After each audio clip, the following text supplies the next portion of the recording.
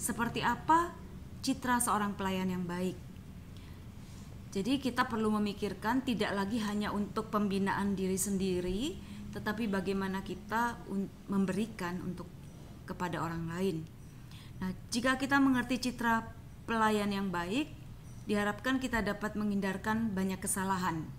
Jadi sebagaimana yang kita ketahui di dalam pembaharuan karismatik, gerakan pembaharuan karismatik seperti juga di dalam komunitas Tritunggal Maha Kudus ini, dengan menggunakan kuasa Roh Kudus itu memang banyak kemungkinan bahwa orang itu bisa kebablasan, menjadi sombong, atau juga menyelewengkan karunia-karunia Roh Kudus. Oleh sebab itu kita secara komunitas itu memang saling mengingatkan, dan makanya kenapa ada guideline, arahan dari gembala, tim gembala, dari Romo, untuk kita itu bertumbuh secara sehat ya. Nah, sekarang kita lihat satu persatu seperti apa sih kita menjadi seorang pelayan yang baik. Yang pertama, haruslah beriman. Artinya apa? Ketika kita melayani, kita tidak hanya menggunakan iman intelektual. Iman kepercayaan itu artinya kita tahu Yesus anak Allah, ya. Doktrin gereja seperti itu. Dogma kita tahu. Bunda Maria adalah Bunda Allah, ya. Kemudian Yesus diutus ke dunia untuk menyelamatkan manusia. Itu semua ada di dalam kredo kita, ya, seperti itu. Tetapi iman kepercayaan saja ini tidak cukup untuk kita menjadi seorang pelayan. Tetapi kita harus sampai pada iman yang penuh kepercayaan atau penuh pengharapan. Jadi iman penyerahan itu seperti apa? Jadi kita lihat di sini ada 3 tingkatan iman. Yang pertama tadi yang saya katakan iman kepercayaan, yaitu intelektual. Kita tahu pada intelektual akal budi kita tentang Tuhan Yesus, tentang Tritunggal Maha Kudus. Namun itu tidak cukup, ya. Kemudian kita harus sampai pada iman penyerahan, ya. Penyerahan itu apa? Kita mau mempercayakan diri kita kepada Tuhan. Jadi misalnya kita percaya bahwa Yesus menyembuhkan orang sakit. Saya percaya bahwa dia disembuhkan oleh Tuhan. Saya mau menyerahkan diri saya kepada Tuhan. Saya mau bahwa diri saya persembahkan kepada Tuhan sebagai penyelamat saya. Tetapi untuk menjadi seorang pelayan kita perlu sampai pada tingkatan iman yang berikutnya, ya, atau yang kita sebut jenis kepercayaan iman yang penuh pengharapan. Misalnya seperti siapa?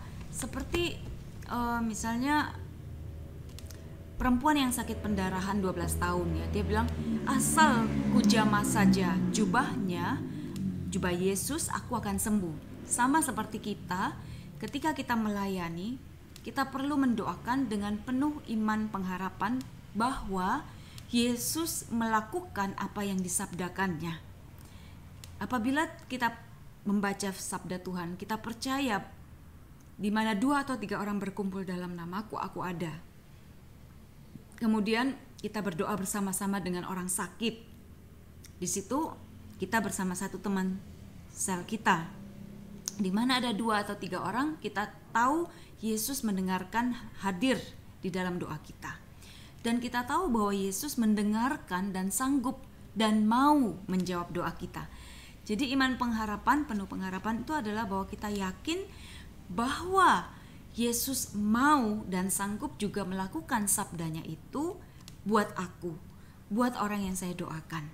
Jadi itu iman sampai pada penuh pengharapan itu, ya, yang dimaksud. Nah, iman kepercayaan merupakan iman yang kita perlukan menerima kebenaran doktrinal. Ini sudah saya sampaikan, yang tercakup dalam kredo, mempercayai Allah itu baik, mencintai kita, menyelamatkan, dan seterusnya. Sedangkan iman penuh pengharapan adalah iman yang sampai pada Yesus dan mengharapkannya untuk bertindak dalam situasi khusus, ya. Bila iman penuh harapan itu sifatnya aktif dan dinamis, artinya kita datang pada Tuhan dengan penuh iman, meminta dan mengharap serta percaya bahwa kita menerima dari Tuhan. Ya, Sedangkan iman yang kita tadi sebutkan, iman kepercayaan dan iman penyerahan, itu sifatnya masih pasif. Kita hanya percaya dan menyerahkan saja kepada Tuhan. Jadi kita diminta untuk lebih daripada itu. Nah, iman timbul dari pendengaran akan kitab suci. Oleh karena itu merupakan keharusan bagi setiap dari kita yang sudah diselamatkan, sudah mengenal Kristus secara pribadi, itu untuk juga mewartakan, ya, menjadi saksi. Dengan menjadi saksi, orang lain kemungkinan juga bisa ketularan iman kita, mereka mendengarkan tentang firman Tuhan dan mereka menjadi percaya. Itu yang disebutkan dalam Roma, ya, bahwa bagaimana mereka bisa percaya kalau mereka tidak pernah mendengarkan. Jadi pendengaran akan firman Tuhan itu bisa menimbulkan iman. Oleh sebab itu kesaksian itu penting. Jadi ketika kita kesaksian dalam sel, ada orang baru yang masuk dalam sel, akhirnya mereka juga imannya ditumbuhkan. Misalnya ada dari kita yang sembuh dari sakit, kita bersaksi dalam sel. Iman itu bisa menumbuhkan orang lain yang mungkin sedang imannya loyo. Kadang-kadang iman kita juga mengalami dinamika, ya, naik turun sesuai dengan situasi yang kita alami. Karena kita sadari bahwa kita ini adalah manusia yang rapuh, ya. Kalau keadaannya baik semua, kita mungkin gampang percaya, tapi ketika banyak masalah, kita sangat butuh didukung oleh iman-iman orang lain di sel kita. Nah, kemudian kesaksian itu salah satu pelayanan, ya. Dengan semakin bertumbuh iman kita, maka pelayanan kita pun berkembang. Jadi kita lihat bahwa banyak pelayanan penyembuhan itu mulai dari yang kecil-kecil. Kita misalnya baru ikut melayani orang sakit, mengunjungi di rumah sakit, atau ada yang sakit minta didoakan. Kalau sekarang ya mungkin doa secara online juga memungkinkan, ya, bisa seperti kita juga bisa misa online, mendoakan orang lain secara online. Mungkin penyembuhan kita pada awal pelayanan penyembuhan itu masih mungkin sakit apa, ya, mungkin batuk, diare, atau pusing, ya. Tetapi ketika kita terus bertumbuh di dalam iman, kita terus tekun dalam doa-doa penyembuhan, biasanya penyembuhan-penyembuhan yang terjadi itu semakin lama semakin besar. Nah, memang banyak faktor yang mempengaruhi terkabulnya doa penyembuhan. Salah antara lain juga iman yang didoakan, tetapi terlebih iman yang mendoakan, ya. Dan kita lihat juga dalam pelayanan para frater, romo, suster, ya, yang kita lihat bahwa semakin lama itu pelayanan mereka pun semakin besar. Kita juga bisa baca buku, salah satu buku Perbaharuilah Karunia-Karuniamu karya Damian Stein. Dia juga katakan ketika kita sudah melakukan satu pelayanan doa dan terjadi penyembuhan, terjadi kesembuhan, terjadi mukjizat, kalau dia sih katakan hendaknya kita mencatat. Mencatat itu bukan supaya kita melekat atau menyombongkan diri, tapi dalam konteks ini perspektif yang kita sedang bicarakan supaya adalah iman kita itu terus bertumbuh atas dasar yang sudah kita pernah alami. Karena apa? Si jahat juga ingin kita melupakan semua karya-karya pelayanan yang sudah kita buat supaya kita tidak tumbuh. Tetapi ketika kita melihat, kita mencatat bahwa bagaimana doa kita dikabulkan, kita minta sama Tuhan, Tuhan mendengarkan, ada orang sakit yang kita doakan sembuh, ya, ketika kita berdoa bersama teman sel, maka itu akan menumbuhkan iman kita sehingga kita juga punya iman lebih besar lagi dalam doa-doa penyembuhan yang lebih besar. Misalnya doa penyembuhan untuk tumor, kanker yang kelihatan kasat mata. Namanya orang, kalau kita doa penyembuhan luka batin, mungkin orang itu pada saat itu merasa damai, kita sembuhkan. Tapi kita tahu bahwa penyembuhan batin itu pun perlu proses, ya, masih harus didoakan terus. Misalnya sakit pusing atau diare, ya, mungkin itu iman kita mungkin masih percaya, wah bisalah. Tetapi kalau dihadapkan orang lumpuh sejak lahir sampai 20 tahun tidak bisa jalan dan minta didoakan supaya dia bisa jalan, disitulah iman kita itu perlu terus ditumbuhkan, ya. Jadi mencatat penyembuhan-penyembuhan dan juga berdoa terus menerus kepada Tuhan untuk penyembuhan-penyembuhan yang lebih besar. Jadi kalau kita sungguh konsisten, kita ingin sekali dipakai oleh Tuhan, kita punya beban untuk melayani orang sakit, mintalah tiap hari kepada Tuhan untuk penyembuhan-penyembuhan yang lebih besar untuk Tuhan lakukan dalam pelayanan kita. Misalnya kita sungguh rindu mendoakan orang yang udah sakit tumor, ya kanker, tapi dia sungguh-sungguh ingin sembuh. Mintalah pada Tuhan, Tuhan supaya aku bisa juga berdoa bagi penyembuhan orang yang sakit lumpuh, tumor, kanker. Nah kalau beberapa bulan kita terus berdoa, maka ketika ada orang datang yang sakit kanker, sakit lumpuh kepada kita untuk minta didoakan, kita nggak kaget, ya, dan kita tidak kecil hati karena memang kita sudah minta terus di dalam doa, dan kita bisa meyakinkan diri kita juga bahwa ini adalah jawaban doa. Ketika kita berdoa maka Tuhan mendengarkan. Itu bisa menjadi satu pegangan kita untuk bertumbuh dalam iman. Dan ketika kita mendoakan dan terjadi penyembuhan, itu adalah suatu lompatan iman untuk kita betul-betul percaya bahwa mukjizat Tuhan masih ada, bahwa Tuhan mau pakai aku. Sekali lagi kalau kita lihat dari pelajaran Santa Teresa Lisieux, bahwa orang yang rendah hati, orang yang penuh iman, ya, dia percaya bahwa Tuhan dapat melakukan juga karya-karya besar di dalam diriku, ya. Karena kita fokus bukan pada apa yang kita bisa, tetapi apa yang Tuhan mau dan sanggup lakukan melalui kita bagi umat yang kita layani. Seperti itu, ya. Nah, nomor 2 kita lihat, seorang pelayan baik harus memiliki hati yang dipenuhi cinta dan belas kasih. Kadang-kadang kalau kita doain orang, kita datang dengan kasih, itu aja udah sangat menolong, melegakan, menyembuhkan. Kita mau mendengarkan, itu bagian dari kasih. Mendengarkan itu lebih sulit daripada menasihati, ya. Kalau mendengarkan itu kita butuh menyingkirkan ego kita untuk fokus keluar dari keinginan, kepentingan sendiri untuk mendengarkan orang lain. Berada pada posisi orang lain, berempati itu tidak mudah, perlu latihan, ya kan? Nah, tetapi orang yang berbelas kasih, penuh cinta, itu dia punya suatu dorongan untuk secara naluriah itu hadir buat orang itu, ya, berada pada posisi dan situasi orang tersebut. Jadi iman saja tanpa cinta kasih itu bisa menjadi kejam, bisa keras.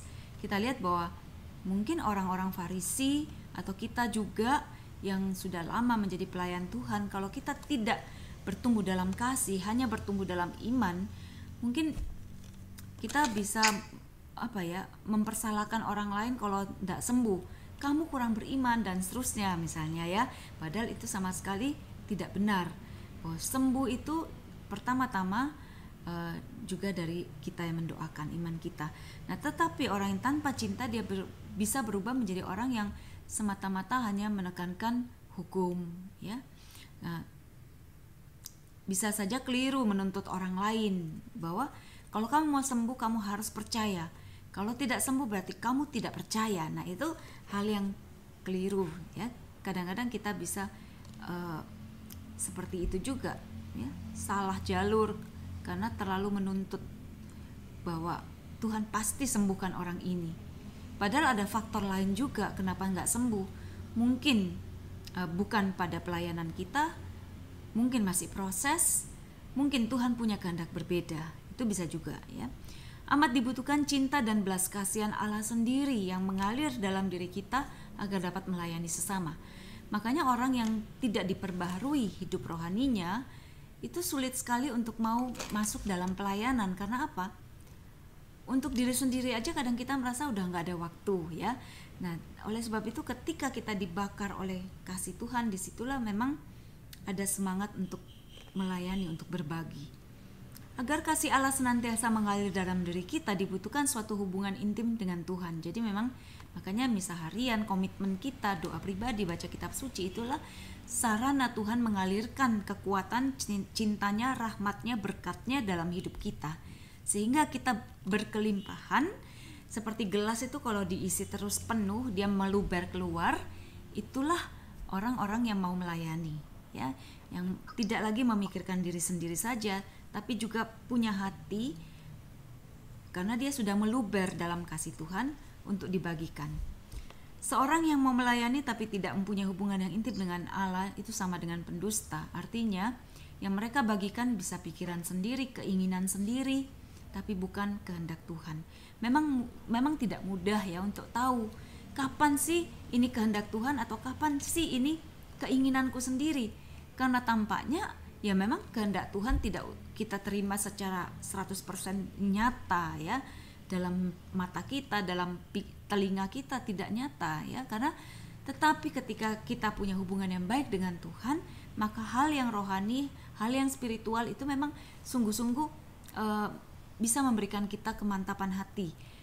Kapan kita menolong orang, kapan sebaiknya kita ada di rumah saja menemani orang tua, itu ada kebijaksanaan di situ, dan juga ada kerendahan hati ketika kita tidak mencari ego kita tidak distract dengan segala macam kepentingan diri sendiri. Tapi ini semua butuh proses, tidak mudah memang ya. Nah, orang yang sungguh dekat dengan Tuhan mempunyai suatu keberanian percaya luar biasa. Ini yang tadi sudah kita bicarakan ya, bahwa ketika kita mengasihi, kita tuh tidak lagi mikirin diri kita, reputasi kita. Gimana ya kalau dia didoakan tidak sembuh, kan saya malu. Tapi ketika orang mengasihi, dia nggak pertama-tama mikirin apa efeknya buat aku, tetapi hanya ingin membagikan kasih Tuhan. Soal nggak sembuh, dia tidak malu, karena dia punya iman yang besar bahwa memang pasti Tuhan melakukan yang paling baik untuk orang ini. Jadi iman yang besar itu akhirnya membuat kita juga harusnya mempunyai kasih ya. Karena dia tahu Tuhan mencintainya bukan karena jasanya, tapi melulu karena kebaikan. Jadi ketika kita beriman, kita tidak mikir terlalu banyak ya. Iman itu kadang-kadang spontan, kasih itu spontan, kasih itu kadang-kadang tidak terlalu banyak pertimbangan. Kasih itu kadang-kadang tanpa syarat. Kasih itu kadang-kadang tampaknya bodoh, tampaknya lugu ya, tetapi ketika kita mau menjalankannya, kita akan mungkin tercengang melihat, wow, memang Tuhan itu luar biasa. Ketika aku mau berbagi dari kekurangan, efeknya itu besar juga ya, Tuhan ada di situ.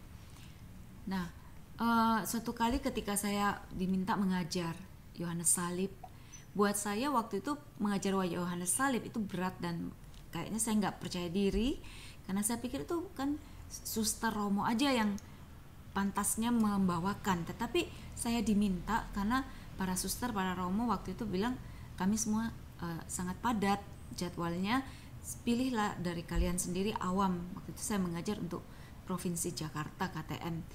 Lalu saya belajar hampir 2 minggu, baca terus, berdoa, dan betul-betul saya takut.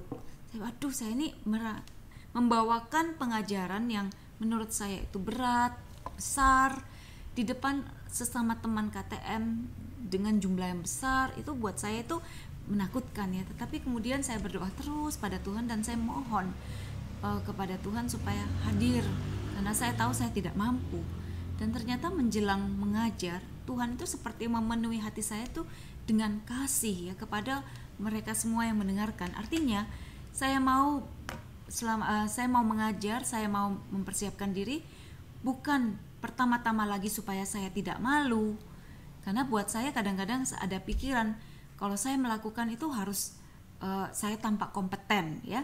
Saya harus bisa sempurna, saya harus bisa membuat orang kagum dan lain sebagainya. Itu saya punya kecenderungan seperti itu yang membuat kadang-kadang menjadi beban ya. Tetapi kemudian dalam perjalanan waktu saya bisa lebih melihat bahwa saya melakukan yang terbaik yang saya bisa, selebihnya saya serahkan juga kepada Tuhan untuk memberikan pertumbuhan. Jadi menabur benih, Tuhan yang memberikan pertumbuhan. Nah, pada waktu mau mengajar, awalnya takut banget, tetapi kemudian Tuhan memberi rahmat. Tiba-tiba hati saya dipenuhi belas kasih dan cinta kepada mereka semua, sehingga yang saya pikirkan adalah bagaimana ya sungguh-sungguh mengalirkan kasih ini supaya mereka mengerti apa yang Tuhan kehendaki untuk masing-masing. Dan saya bersyukur betul-betul hanya kuasa Tuhan saya bisa mendeliver, membawakan itu dengan dipahami gitu, dimengerti oleh orang lewat feedback yang mereka berikan pada saya. Jadi kadang-kadang yaitu ketika kita mau melangkah, Tuhan akan menambahkan rahmat-Nya, termasuk rahmat kasih. Karena tanpa kasih, pelayanan kita itu sulit untuk bisa membawakan kehadiran Kristus, karena Allah itu kasih. Ketika kita hadir dengan kasih aja, sebenarnya kita sudah menghadirkan Allah sendiri, Kristus sendiri di dalam diri orang yang kita layani, seperti itu ya. Dan yang ketiga, seorang pelayan yang baik haruslah dapat mendengarkan. Mendengarkan ini tadi yang saya katakan tidak mudah ya. Empati itu capek kalau kita nggak biasa, tapi itu melatih kita untuk tidak egois, tidak mementingkan diri sendiri, mencoba untuk keluar dari diri sendiri. Terlalu banyak orang suka itu memberi nasihat tanpa mau mendengarkan. Nah, ini kita merasa kita paling tahu bahwa biasanya orang yang luka batin seperti ini itu sama orang tuanya pasti efeknya ini bisa stres, depresi, bisa sakit, kanker dan lain sebagainya. Kita memvonis orang lain berdasarkan pengalaman kita mendoakan orang lain sebelumnya. Padahal setiap orang itu unik, setiap orang itu tidak bisa digeneralisasi, ya. Jadi pengalaman kita melayani orang yang sebelumnya itu tidak bisa serta-merta kita pakai atau kita langsung terapkan dalam pelayanan kepada orang lain, karena lihat setiap orang itu betul-betul unik, ya. Kita tidak pernah tahu perjalanan dia sebelumnya seperti apa. Kita hanya betul-betul bisa mengandalkan kuasa Roh Kudus supaya kita melayani secara tepat. Memang analisa secara psikologis, kalau kita punya pemahaman ya bisa ya, tetapi itu pun tidak 100% kita pahami, karena orang itu betul-betul kompleks seperti itu ya. Nah, kalau kita dapat mendengarkan dengan baik, kita dapat menolong banyak orang. Jadi mendengarkan saja dengan hati, dengan tulus, dengan kasih, itu efeknya sudah sangat besar. Kebanyakan dari kita itu saat ini kan orang-orang yang kadang-kadang kekurangan kasih, sehingga orang lain juga ya merasakan kekeringan. Jadi punya kasih itu sudah sungguh-sungguh 50% itu bisa menolong orang lain ya. Kemudian yang keempat, seorang pelayan yang baik haruslah pendoa. Jadi ini yang tadi kita kaitkan dengan mempunyai relasi yang intim dengan Tuhan. Tanpa relasi yang intim dengan Tuhan, tanpa berdoa, kita memang sulit untuk bisa melayani. Yaitu tadi ya, penjelasannya hampir sama. Supaya kita dapat mengenal Allah, kita perlu banyak membaca surat cintanya. Bagaimana kita bisa mewartakan kalau kita sendiri tidak mengenal Dia? Nah, tanpa doa kita tidak dapat berbuat apa-apa, dan kadang-kadang pengalaman kita yang unik ya, relasi kita di dalam doa dengan Tuhan, bagaimana Tuhan itu menyapa, menyembuhkan, menolong, meneguhkan, menguatkan, ini adalah pengalaman yang berharga. Ini adalah pengalaman yang bisa menyuburkan juga iman orang lain ketika kita membagikan. Karena apa? Pengalaman itu nggak bisa dibaca, dan ketika kita orang lain membaca apa yang kita tulis misalnya lewat kesaksian kita, itu juga bisa menguatkan ya, karena kita yang mengalami, kita yang menyaksikan baik lewat tulisan maupun lewat pewartaan langsung secara lisan. Jadi artinya pengalaman dalam doa itu adalah pengalaman yang sangat kaya, unik, dan menumbuhkan orang lain. Dan kadang-kadang kita juga perlu tahu bahwa ketika kita berdoa, kita membaca kitab suci, pertama-tama bukanlah untuk mengubah dan mengatur Tuhan, tetapi bagaimana kitab suci itu membaca kita ya, bagaimana Tuhan itu mau menyapa kita, baik itu mengoreksi, menguatkan, seperti itu ya. Kadang-kadang kesalahan kita, orang yang sudah begitu percaya diri juga, kadang-kadang kita mau perintah Tuhan atau mau mengubah Tuhan, atau menganggap apa yang kita lakukan, kita minta, kita pikir itulah yang paling benar. Ini bahaya yang bisa muncul setiap saat, kadang-kadang bagi banyak orang yang juga sudah lama melayani, karena itu manusia itu sering lupa ya. Ketika dia ada di atas, egonya menjadi kuat lagi, kadang-kadang kita ada kecenderungan bahkan untuk mengatur Tuhan, sehingga kita menggunakan ayat kitab suci itu sesuai dengan keinginan kita sendiri, kehendak kita. Ini perlu kita waspadai terus. Oleh sebab itu kritikan selalu sangat menolong kita untuk berubah menjadi lebih baik. Nah, kemudian yang kelima, seorang pelayan yang baik haruslah berusaha mencari kehendak Allah, bukan kehendak kita. Jadi ketika kita punya relasi yang baik dengan Tuhan, Pertama-tama kita nggak ngatur Tuhan, nggak ngatur orang lain, tapi bagaimana Tuhan kita izinkan untuk terus-menerus makin penuh membimbing kita, menguasai, mengendalikan hidup kita, seperti itu. Memang kadang-kadang memang selalu sulit untuk membedakan antara ini kehendak Tuhan atau tidak. Ini suatu proses yang mengajak kita untuk terus-menerus masuk dalam relasi yang makin dalam dengan Tuhan, ya. Seorang pelayan harus selalu murnikan motivasi. Kalau kita awalnya melayani hanya karena takut, hanya karena kewajiban, hanya karena terpaksa, atau hanya karena ingin dianggap baik, dianggap hebat, dianggap suka menolong, pelan-pelan kita akan dimurnikan. Jadi kita nggak usah khawatir kalau kita memang saat ini mungkin kalau kita cek diri kita dan kita mau jujur, kita mungkin masih punya motivasi-motivasi lain yang menyertai. Tetapi jangan khawatir ketika kita punya hati yang tulus untuk terus-menerus dibentuk oleh Tuhan sesuai dengan doa kita setiap hari, bentuklah aku, ubahlah aku, pakailah aku sesuai dengan kehendak-Mu, maka saya percaya bahwa Tuhan akan terus membimbing dan tidak membiarkan kita jatuh di dalam kesombongan, ya, kalau kita terus mau terbuka. Supaya motivasi pelayanan kita itu hanya semata-mata untuk kemuliaan Tuhan dan melakukan kehendak Tuhan. Nah, bagaimana kalau karena ketidaktahuan kita akhirnya kita kadang-kadang itu keliru, ya. Tidak apa-apa, ya, kembali lagi kita akan lewat peristiwa Tuhan membimbing kita. Jadi seperti yang minggu lalu juga kita bicara, bahkan Romo Yohanes pun mengatakan ya dia kadang-kadang mentok dan tahu bahwa oh ini bukan kehendak Tuhan, seperti itu. Jadi kita lakukan dulu, tidak apa-apa. Motivasi lain-lain, ya, gengsi, nama baik dan lain sebagainya itu akan dimurnikan, seperti itu. Asal kita jangan berhenti, ya. Ketika kita dikritik, kita mundur, kita tidak mau lagi, itu berarti kita sudah mandek dan kita nggak bisa berubah kalau tidak mau menerima kritik. Dan akhirnya kita bisa hancur sendiri kalau kita sombong, seperti itu. Oleh sebab itu, sebaiknya kita melayani bersama orang lain yang juga bisa saling memberi masukan.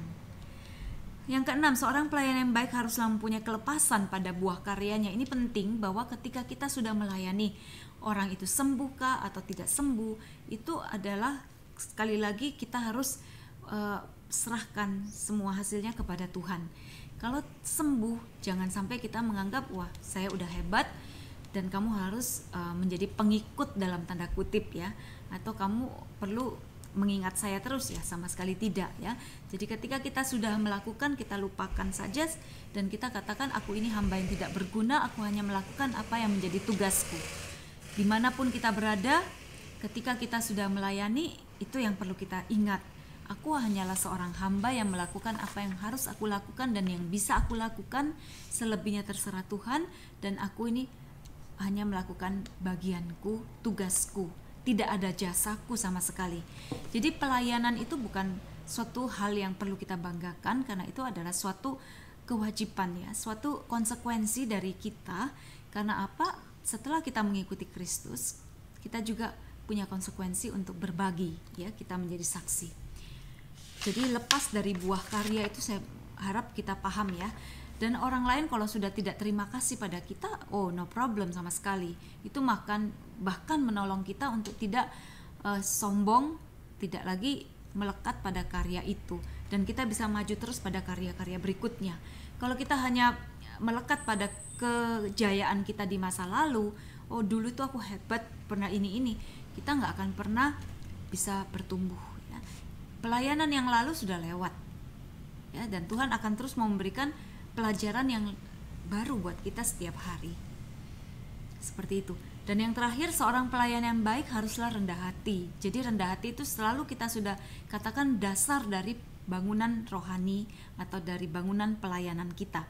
Tanpa kerendahan hati kita hancur, dan kita juga sebenarnya tidak bisa membawakan sepenuhnya kasih Tuhan, kehadiran Tuhan kepada orang lain yang kita layani.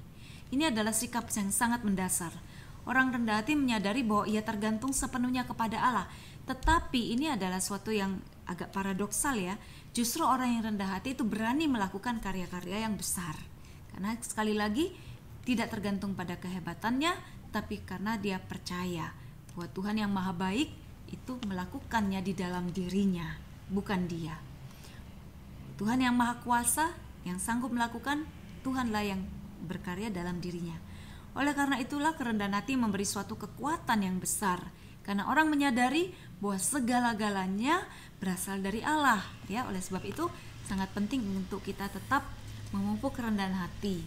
Sebagaimana Paulus berkata, segala perkara dapat kutanggung di dalam Dia yang memberi kekuatan kepadaku. Jadi menerima pekerjaan besar pun kita tidak menolak karena kita tidak takut gagal. Ya, sebab apa? Sebab prinsipnya kalau orang percaya pada kita, berarti juga itu adalah kepercayaan yang kita terima dari Tuhan.